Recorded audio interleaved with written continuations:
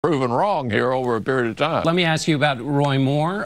We have a poll out that says Mr. Moore is up 6 points over his Democratic opponent, Doug Jones. And in that poll, it says that among Mr. Moore's supporters, 56% say they were more likely to vote for him after you said he should quit the race. What do you make of that? Well, look, the people of Alabama are going to decide a week from Tuesday who they want to send to the Senate. It's really up to them. It's been a pretty robust campaign with a lot of people weighing in. The president and I, of course, supported somebody different earlier in the process, but in the end, the voters of Alabama will make their choice. And should that be the final word? The White House, when asked about the president's accusers, said the voters heard about the president's accusers, they voted for him anyway, end of subject. So shouldn't that be the case with Roy Moore? Well, look, I'm concerned about the Senate. And if we have two ethics investigations in the Senate going on right now, Senator Franken and Senator Menendez. And there might well be another one, depending upon people who are in the Senate.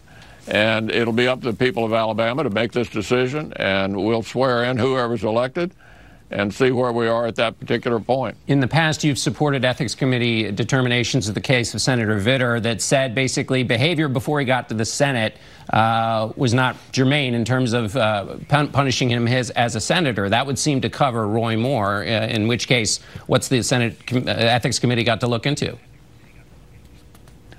Yeah, I don't remember. I'm not on the Ethics Committee. I don't remember exactly how the Vitter case was handled, but the Ethics Committee makes those decisions about whether behavior prior to the Senate is relevant or not.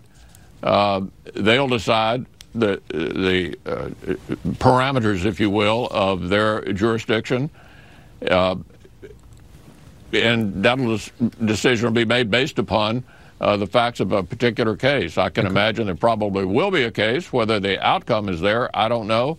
But look, the Ethics Committee is 3-3. Neither side can take advantage of the other. It has to be a pretty credible case to go forward.